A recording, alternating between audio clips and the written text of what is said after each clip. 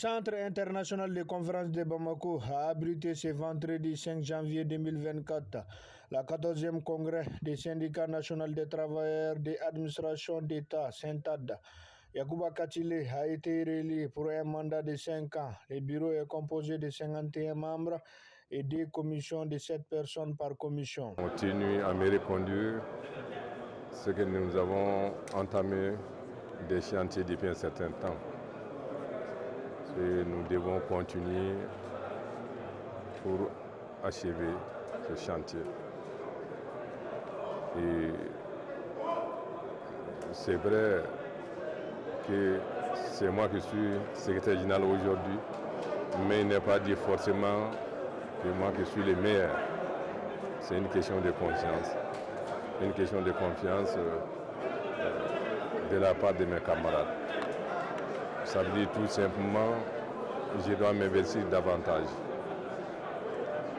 Je dois travailler davantage pour concilier les positions et défendre les intérêts des travailleurs en conciliant avec la bonne marche, sinon le bon fonctionnement des administrations avec le gouvernement. L'Assemblée a décidé quelques recommandations.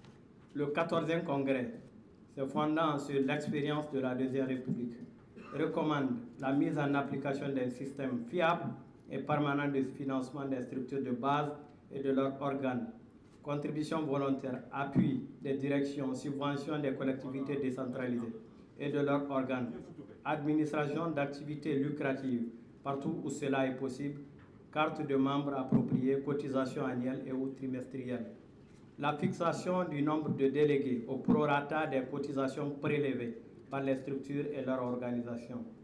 La promotion d'une politique de syndicalisation des femmes et des jeunes, en même temps que leur participation effective au bureau exécutif, gage d'une dynamisation, d'une succession de générations harmonieuses.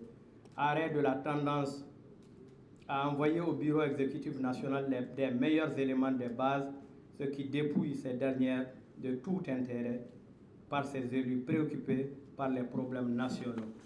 Recommande la formation des formateurs propres du Syntad, l'élaboration de modules d'éducation ouvrière, surtout de niveau de base, dans un premier temps, la création et l'équipement de bibliothèques. Recommande la maîtrise par le Syntad de UNTEM des risques possibles pour les travailleuses et travailleurs, pour les populations, des décisions dont l'application consacre le recul des acquis de notre pays. Encourage les structures syndicales, notamment celle du Syntad, à aider à tout moment au respect des droits humains fondamentaux qui ont intégré les droits syndicaux, en l'occurrence la liberté syndicale. Invite le Syntad du UNTEM à œuvrer non pas pour une ratification, mais pour une réglementation des normes internationales du travail qui doivent être mises en œuvre en tenant compte des aspects de la réglementation pour éviter le désordre, l'incivisme au lieu de travail. Estime indispensable la lutte contre la corruption des hauts dirigeants, notamment l'utilisation faite des fonds qui leur ont été confiés pour des besoins précis. Exhorte à une tenue régulière des élections en sévissant contre les fraudes. S'oppose aux candidatures motivées par des manipulateurs restant anonymes, alors les candidats proposés n'ont rien montré justifiant leur capacité intrinsèque, leur patriotisme. Invite le Syntad du UNTEM à tout entreprendre pour élargir le patrimoine industriel du pays à travers les nationalisations et salue celle de la Comatex et de l'UMPP. Le problème d'eau et d'énergie est considéré comme des biens vitaux directement ou indirectement. Le 14e congrès demande au Syntad à faire renforcer ses services et éviter les pénuries. Le 14e congrès demande l'érection du comité de la CMSS en section. Demande également la subvention du gouvernement au Syntad à l'instar des formations politiques. Vous l'avez déjà démontré pendant la conférence sociale, dont l'une des recommandations était le respect des statuts et règlements et la tenue à bonne date des instances des syndicats. En respectant vos statuts, vous vous êtes inscrit dans la mise en œuvre des engagements inscrits dans le pacte de stabilité sociale et de croissance, notamment en son point 29.1 du plan d'action 2023-2027.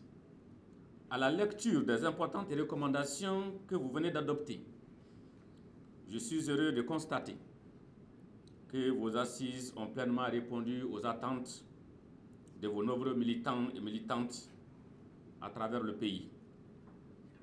Les conclusions auxquelles vous avez abouti augurent bien, en tous les cas, du partenariat dynamique que nous avons voulu instaurer dans le cadre du dialogue social, en vue d'un développement économique et social harmonieux dans notre pays et d'un apaisement durable du climat social.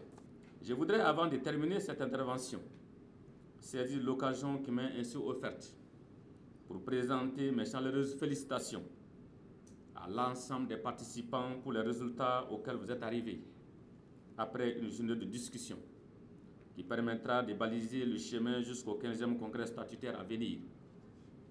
C'est le lieu de remercier et de féliciter le nouveau secrétaire général et lui souhaiter bonne chance pour les 5 années à venir.